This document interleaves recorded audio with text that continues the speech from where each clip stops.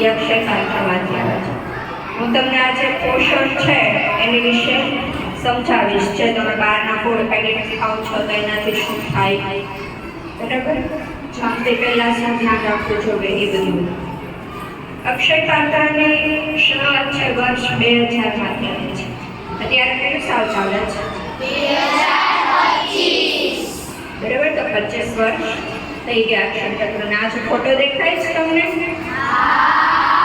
ભક્તિવેદાંત સ્વામી છે, બરાબર, જેને અક્ષય પાત્રની શરૂઆત કરેલી છે. એ એકવાર છે બારીમાંથી જોવે છે કે તમારા જો કોઈ બાળક છે એ શું કરે છે, તો કે આપણે જો કૂતરાને રોટલી નાખીએ, બરાબર, એ લઈ અને પોતે ખાઈ લે છે. કેમ? તો કે એને જમવાનું મળતું નથી. તો એને બહુ દયા આવે છે આ દ્રશ્ય જોઈને. એટલે એ છે પહેલા 1500 બાળકોથી 5 સ્કૂલોની અંદર આવી રીતે છે ટિફિન આપવાની શરૂઆત કરે છે કે ત્યાં ને ત્યાં બાળક આવે, જમી લે અને એ પોતાના શિક્ષણથી પણ વંચિત રહે નહીં. બરાબર, તો એને શરૂઆત કરી. પછી ધીમે ધીમે છે આ અત્યારે સંખ્યાઓ છે લાખોમાં છે અત્યારે બાળકોની. બરાબર, આ ચાર્ટ આપેલો છે તમને કે કેટલા બાળકો ક્યાં જમે છે. અમદાવાદ છે, વડોદરા, સુરત, ભાવનગર, જામનગર, ભુજ અને સિલવાસા આપણા ગુજરાત રાજ્યમાં આટલા 7 કિચન છે. બરાબર, એમાં સામે બાળકોની સંખ્યા છે કે કેટલા બાળકો જમે છે. સુરતમાં હાઈએસ્ટ છે 1,57,000 ને આપણા ભાવનગરમાં 25,000 બાળકો જમે છે. અને એની બાજુમાં સ્કૂલની સંખ્યા આપી છે કે કેટલી સ્કૂલો ત્યાં લે છે તો આ ફાયદો મિડ ડે મીલનો. બરાબર, હવે વિટામિન્સ, ચરબીને ખનિજ તત્વો જે આપણા શરીરની સારી વૃદ્ધિ માટે, સારી સ્વાસ્થ્ય માટે જરૂરી હોય. બરાબર, કાર્બોહાઈડ્રેટનું કામ શું છે તો કે ઉર્જાનો મુખ્ય સ્ત્રોત છે. આપણને જે પણ કામ કરવાની શક્તિ મળે બધી એ ક્યાંથી મળશે તો કે કાર્બોહાઈડ્રેટમાંથી. અને એ કાર્બોહાઈડ્રેટ શેમાંથી મળે તો કે આપણે છે ડેઈલી ભાત, ઘઉં, બાજરી, બટેકા, રોટલો, જે શાકભાજી બધું ખાઓ છો એમાંથી. બરાબર, પછી પ્રોટીન છે. તો પ્રોટીન શરીરના વૃદ્ધિ અને તંતુઓની દુરસ્તી માટે, જે આપણે શરીરનો વૃદ્ધિ થયું આગળ ફોટો ચાલે તે માટે જરૂરી હોય. બરાબર, આપણા દરેક અંગો છે પોતાનું સરખું કામ કરે, બરાબર, તો એ માટે વિટામિન્સ જરૂરી છે. આપણા શરીરમાં ઘણા બધા અંગો છે, આંખ, કાન, નાક, મોઢું, હાથ, પગ, બીજા પાચનના અંગો, શ્વસનના અંગો. બરાબર, તો એ બધા પોતપોતાનું કામ સરખી રીતે કરી શકે એ માટે વિટામિન્સ જરૂરી હોય. અને વિટામિન્સ શેમાંથી મળે તો કે ગાજર, લીલા શાકભાજી, સૂર્યપ્રકાશ, દાળ અને કઠોળ. બરાબર, પછી ચરબી. ચરબી શું કરે તો કે ઉર્જા, શક્તિ માટે અને આ જે વિટામિન્સ આપણને મળે છે ખોરાકમાંથી એનો સંગ્રહ કરીને રાખશે. બરાબર, જેમ જેમ આપણા શરીરને જરૂર હોય એમ એમ આપતું જાય. અને ચરબી શેમાંથી મળે? ખાદ્ય તેલમાંથી. ક્યાં વાપરો તમે લોકો તેલ?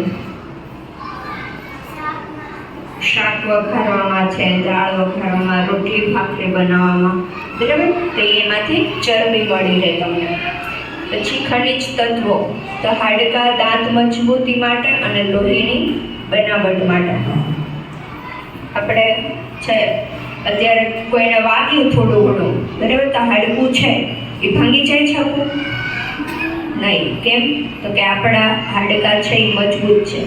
એ થોડું ઘણું વાગીમાં જલ્દી ન તૂટે, પછી બહુ વધારે વાગી ગયું હોય તો ક્રેક બેક પડી જાય, પણ તૂટી ન જાય. કેમ તો કે અંદર મજબૂતાઈ આવેલી હોય એટલા માટે. દાંત પણ એક રીતે છે, બરાબર, દાંત પણ મજબૂત છે. અને લોહીની બનાવટ માટે આપણા શરીરની અંદર લોહી બનતું હોય, બરાબર, તો એ સારું લોહી બને એમાં આરબીસી, ડબલ્યુબીસી, લોહીના રિપોર્ટ તો જોયા જ હશે તમે લોકોએ.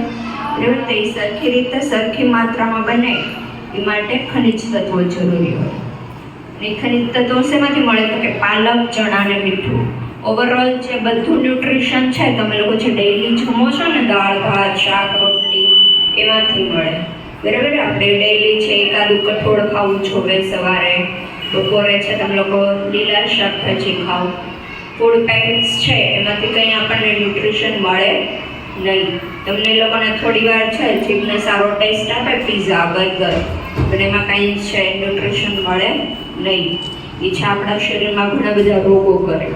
અત્યારે આપણને એમ થાય અત્યારે શું થઈ ગયું, આપણે એક પીઝા ખાઈ લીધા, પણ એ આગળ જતાં ધીમે ધીમે જ્યારે મોટા થશો ને ત્યારે ખબર પડશે.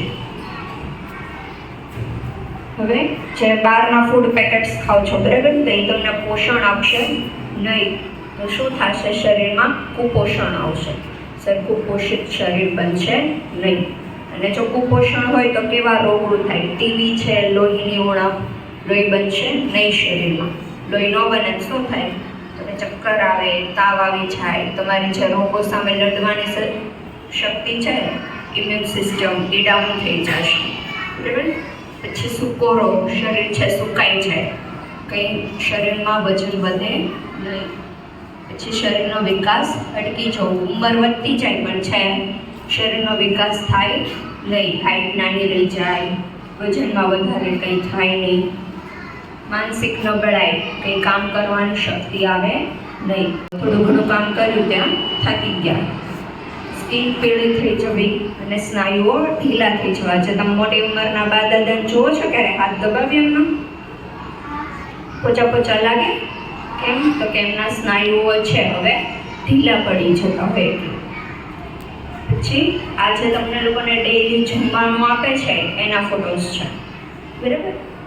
પછી ઉપર લખેલું છે, ચાર્ટ આપેલો તમને લોકોને, કે 1 થી 4 ધોરણના જે બાળકો છે એને 450 ગ્રામ કેલેરી અને 12 ગ્રામ પ્રોટીન મળતું હોવું જોઈએ.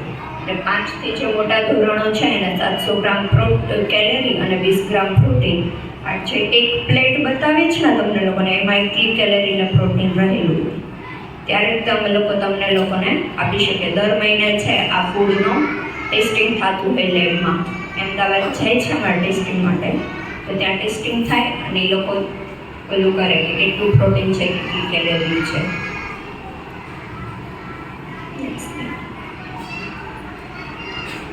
હવે આપણે સારું જમવું તો જરૂરી છે, પણ જમ્યા પહેલાં હાથ પણ ધોવા જરૂરી છે બરાબર. કારણ કે હાથની અંદર પણ ઘણા બધા બેક્ટેરિયા રહેલા હોય, અને એ બેક્ટેરિયા જો આપણે પેટમાં જાય તો એ પણ બીમાર પાડી શકે. જો ને તમે લોકો ટીવીમાં એડવર્ટાઇઝ આવતી હોય લાઈફ બોયની ને ઘણી બધી, એમાં જમ્સ બતાવેલા હોય.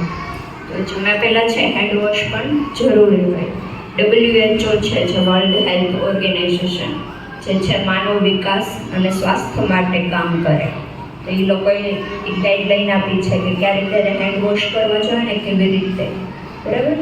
પહેલાં છે હાથને પલાળી લેવાના, પછી સાબુ પેલો કરવાનો, આગળ છે, પછી પાછળ, બે આંગળીની વચ્ચે, નખમાં, અંગૂઠો બરાબર, બધે ઘસીને સરખું ધોઈને પછી ચોખ્ખા પાણીએ વોશ કરી લેવાના. એક વિડીયો છે જે નેક્સ્ટ સ્લાઇડમાં બતાવે.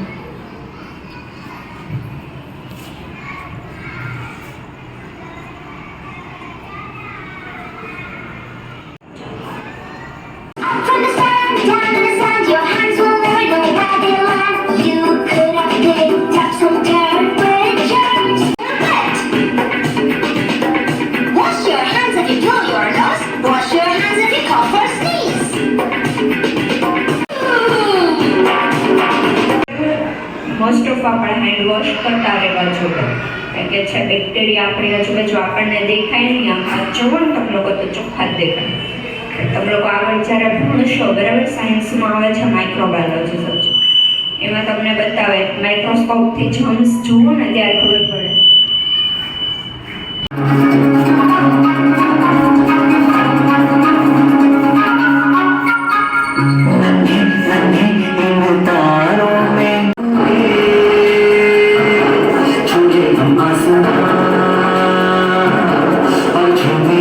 और